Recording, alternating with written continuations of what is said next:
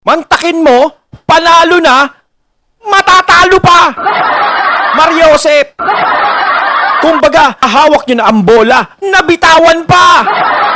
Nako, hindi kayo uubra.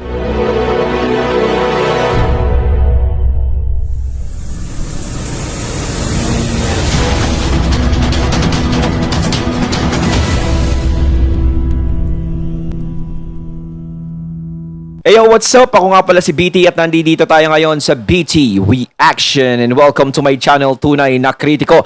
At meron po tayong panonooring video ngayon. Ito po ay nagbula kay Pinoy Secret Files. Sa mga hindi pa po nakakabisita sa FB page ni Pinoy Secret Files, bisita na po kayo mga katunay.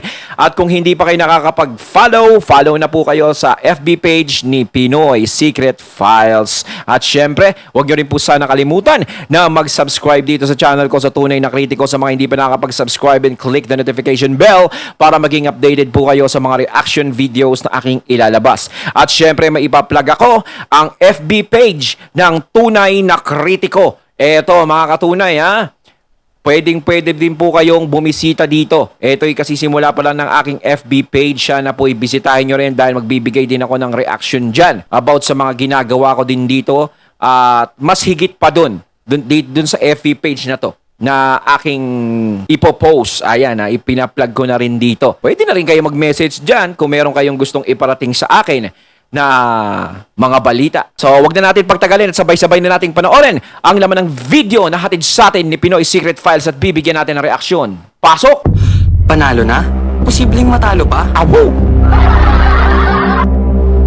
So yung pagkaka-renew ng registration ay walang kinalaman at walang epekto dun sa petition for cancellation ng trademark na pending pa rin hanggang ngayon at hindi pa sumasagot ang tape.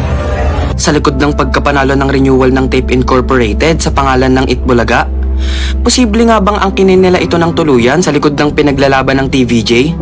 Maaari nga bang dumating ang panahon na mababawi ng TVJ ang lahat ng umano'y nawala sa kanila? O di kaya'y kasama ito sa posibleng karma ng mga halushos? Matatanda ang nirenew ng Intellectual Property Office of the Philippines or IPOPHIL ang Itbulaga, na trademark na pagmamayari ng Television and Production Exponents Incorporated o ang Tape Incorporated. Kinumpirma mismo ito ng legal counsel ng Tape na si Attorney Maggie Abraham Garduque na natanggap ng Tape ang Certificate of Renewal of Registration para sa Itbulaga trademark. Ito ay sa kabila ng inihaing petisyon ni Tito Soto, Vic Soto at Joey De Leon na kanselahin ang trademark registration ng Tape para hindi magamit ang pamagat ng controversial na noontime show. Dahil pangalan naman talaga nila ang may daladala nito mula noon. Tama naman na pangalan naman talaga ng TVJ ang siyang nagdala dyan sa Itbulaga kaya hanggang ngayon pinapakinabangan pa nila. Yung sinasabi ko hindi nga Itbulaga ang nagdala sa TVJ kundi ang TVJ ang nagdala sa pedestal dyan sa Itbulaga. Sila pa yung nawala dyan. Sila pa yung naitsipwera dyan. Diba? Na hindi naman dapat nila ginawa. Diba? Kung tutuusin nga dapat nagbibigay sila ng credit sa TVJ at hindi na sila nakikipagtalo o anuman. Hindi nila pinahalagahan yung siyang tunay na naging creator ng pangalan ng Itbulaga. Hindi lang sa creator ang pinag-uusapan dyan kundi sa ginawang sakripisyo ni Tito Vic and Joey dyan sa programa nila. Halos buong buhay nila inalay na dyan. Buong taon nila sa buhay nila. Yung dedikasyon nila is nandiyadyaan na sa Itbulaga. Diba? Ginawa nila lahat para manatiling number 1 noontime show ang pangalan na yan at ang programa na yan. Tapos sila pa yung gustong sipain o sinipa at itinaboy na parang hayop. Hindi nyo tinignan kung ano ang tulong at sakripisyo na ginawa ni Tito Vic and Joey sa programa na yan. Napakadali nyo silang alisin. Napakadali nyo silang gustong kalimutan. At gusto nyo nakalimutan sila ng mga tao sa ginagawa nyo, yung pagbisibisita nyo, yung pagbibigay nyo ng premyo sa mga bahay-bahay, na pag nadudulas yung mga tao sa pagbati sa kanila, talagang gusto nyo silang makalimutan, tinatanggalan nyo ng mic. Hindi ganon kadali mabura yun. Kahit nakuskusin nyo yung utak ng bawat taong nakakausap ninyo, hindi basta-basta mabubura ang legasiya na nagawa ng TVJ dyan sa Itbulaga. Sinabi ni Garduque na ang Tape ang mananatiling may-ari ng pamagat at logo ng Itbulaga hanggang 2033. Marami kasi ang nagsasabi na since nag-expire ang registration ng Tape Incorporated sa Itbulaga trademark, free for all na ito. This is not true, ang giit ni Garduque. Ngunit may laban pa rin umano ang TVJ dahil wala umanong kinalaman ang renewal ng tape sa inihaing petition of cancellation ng mga original host. Renewal of trademark registration is ministerial on the part of IPO Bureau of Trademarks, as long as the applicant submits a declaration of actual use and pays the fee. The renewal is without prejudice to the petition for cancellation which is pending sa Bureau of Legal Affairs ng IPO. Separate office siya, sabi ni Attorney De La Cruz. Dagdag pa niya, kailangan lang magbayad online at mag-file ng DAU, Declaration of Actual Use. Marerenew na agad ang registration. Masasabing may pag-asa pang maipanalo ng TVJ ang pinaglalaban nilang trademark. Dahil kahit na-renew ito ng 10 taon sa tape ay wala umano itong bearing sa petition nila. Tila nabunutan naman ng tinik ang mga solid dabber gods. Marami sa mga ito ang naging masaya sa naging balita ng legal counsel ng TVJ. Maaari naman talaga nilang mabawi yan kung tutuusin eh. 'Di ba? Unang-una, talagang halos alam ng lahat ng mga tao kung kanino talaga ang Itbulaga. Halos sandamakmak na kamalasan na yung tumatama sa kanila. Ika nga kung ano yung nagpapamala sa buhay nyo, yun ang tatanggalin nyo. Hindi kasi hiyang sa inyo yung pangalan na yan. Kapag hindi hiyang, tanggalin nyo. Ibalik nyo na lang kung sino yung may-ari. Parang yung pangalan ng Itbulaga lagi ko sinasabi, parang may buhay. Diba? Parang ano siya humihinga. Parang may isip. Diba? Ayaw nyong ibalik, pero siya gustong-gusto niya nang bumalik kung sino yung may-ari sa kanya talaga. Yung tunay na may-ari. Kung may paa yan, naglakad na papunta yan ng TV5. Diba? Tsaka ako nagsasalita yan, TVJ, kunin nyo na ako dito. Diba? Hindi nyo ba nararamdaman na ayaw sa inyo ng pangalan ng Itbulaga?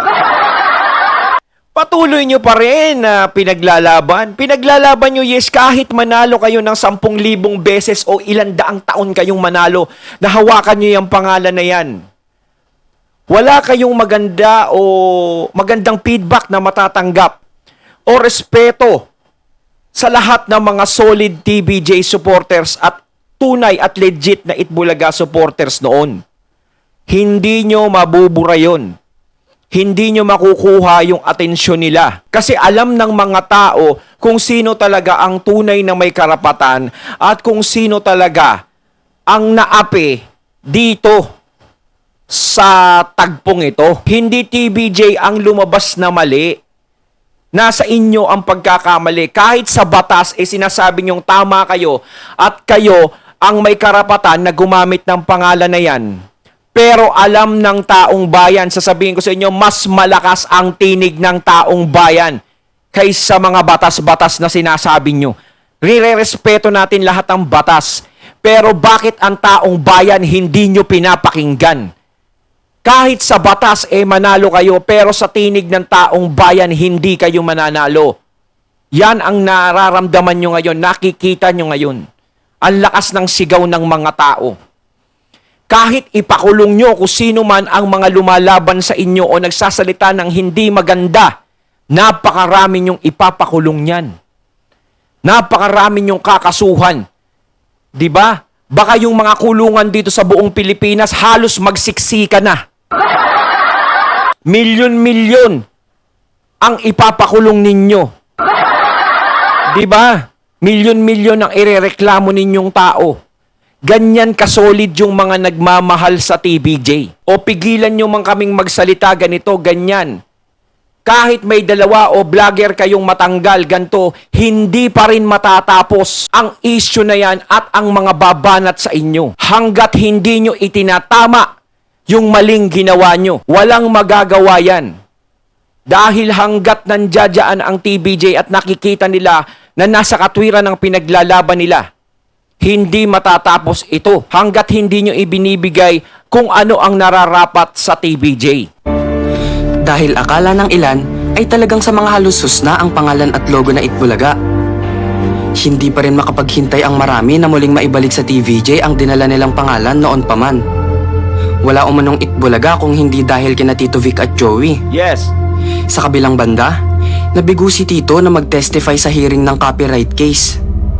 Dahil ito sa opposed tape counsel kay Tito dahil hindi umano siya nagpasa ng judicial affidavit. Nag-tweet naman si Tito at sinabing nagpasa na siya ng affidavit ilang linggo na makalipas.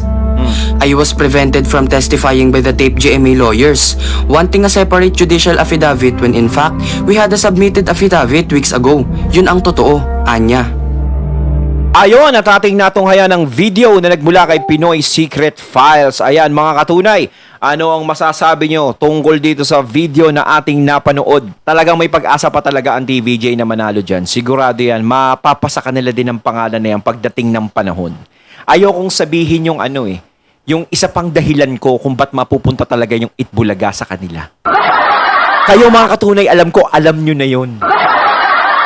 Ika nga, may salita na sa action na pag maglalaban yung bida tsaka yung kontrabida. Tatagal ka ba? Magtatagal ka ba? Kayo mga katunay, ano masasabi nyo tungkol dito? So once again, I'm BT and I'm out. Peace.